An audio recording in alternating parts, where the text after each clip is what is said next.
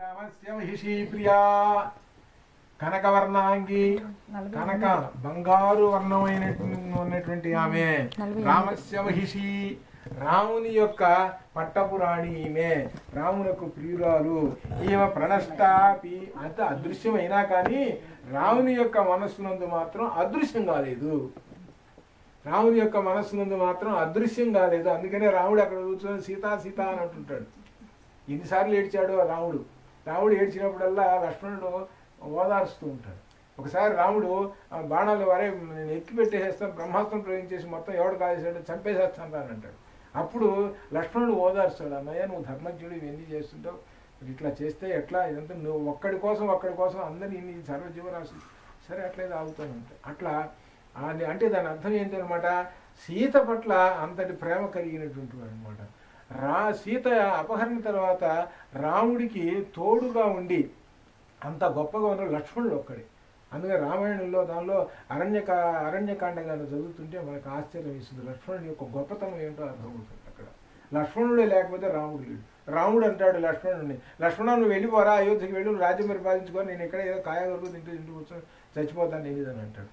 కాదని తీసుకొస్తాడు. అంటే ఏంటంటే మానవుడి యొక్క సహజ లక్షణం, మానవుడి యొక్క సహజ లక్షణం. అంతేగాని నేను దేవుణ్ణి కాబట్టి నేను ఇట్లా చేస్తాను అట్లా చేస్తాను ఎక్కడ అన్నాడు. ఇంకా దేవత కాబట్టి వాయుదేవుడు ఎవరు హనుమ ఇంత రూపం ఉంచుతాడు అంత రూపం ఉంచుతాడు, ఇంత రూపం ఇన్ని పనులు చేశాడు. ఇన్ని పనులు చేసినటువంటి హనుమ చివరికి రాముడి దగ్గరికి వచ్చి నమస్కారం, మానవుడి దగ్గరికి వచ్చి నమస్కారం, మానవ రూపంలో ఉన్నటువంటి పరమాత్మకి నమస్కారం అనమాట.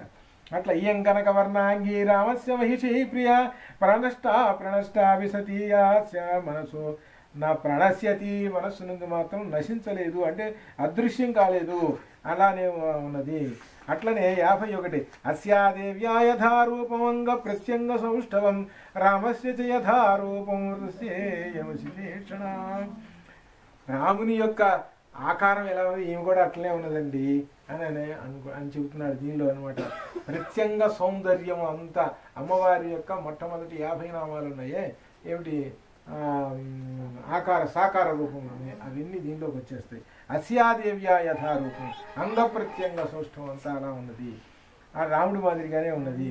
అస్యాదేవి అట్లనే అని చెప్పి చివరిన 54వ శ్లోకం దుష్కరం కురుతే రామో యయిమా మత్తకాశిని సీతా వినా మహాబాహు ముహూర్తం అపి జీవతి.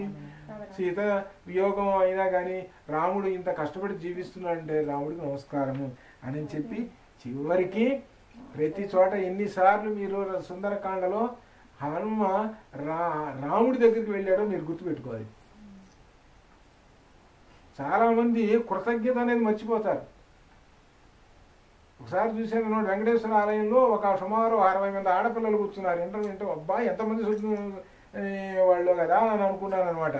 బుద్ధిమంతులు రోజు రావటం లేదు, ఇంతమంది వచ్చారేనని. ఏమిటండి అని అంటే తర్వాత రేపు ఎంసెట్ పరీక్ష అండి అని అన్నారు. అందరూ హాల్ టికెట్లు తీసుకొని వచ్చారు. అందరూ హాల్ టికెట్లు హాల్ టికెట్ ఏమో దేవుడు వెంకటేశ్వర స్వామి ముందు పెట్టడం. ఏమిటంటే నాకు ఫస్ట్ ర్యాంకు వచ్చిన 50 మందికి ఫస్ట్ ర్యాంకే, ప్రతి వాడికి ఫస్ట్ ర్యాంకే అమ్మవారికి. అందరూ ఆడపిల్లలే కూర్చున్నారు, మగపిల్లలు 4-5 వచ్చారు.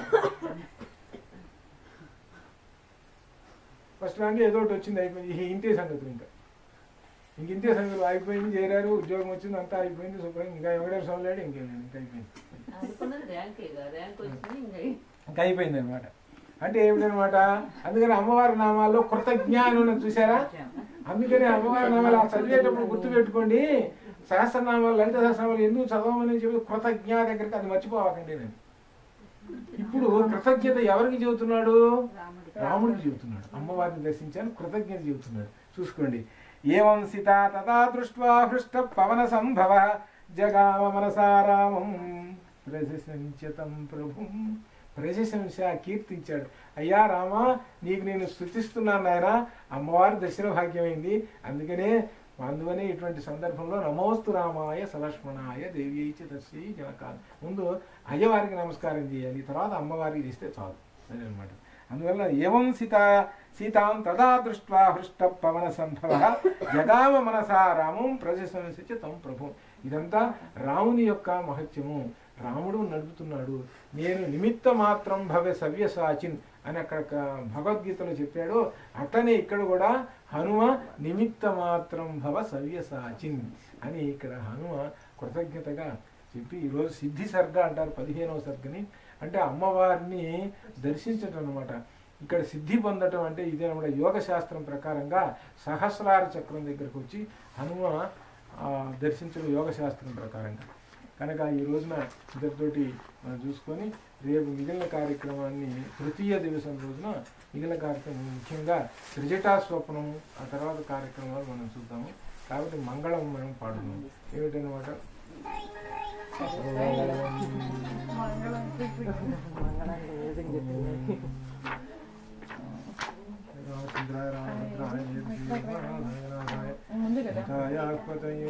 రఘునాథాయ నాథాయ సీతాయ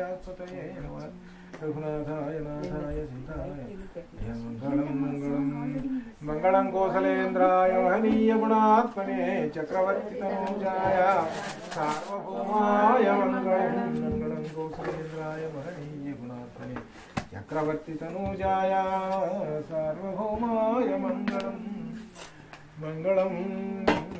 దీనిలో మంగళాష్టకం కూడా ఉన్నది. దానిలో మరి ఇది జనకరా, ఇది మామూలే. అది రేపు ఈసారి చదువుకోవచ్చు. ఇది మామూలు. ఇది మొట్టమొదట శ్రీరామహారతి మాత్రం ప్రతిరోజు ఇది మామూలే. శ్రీరామహారతి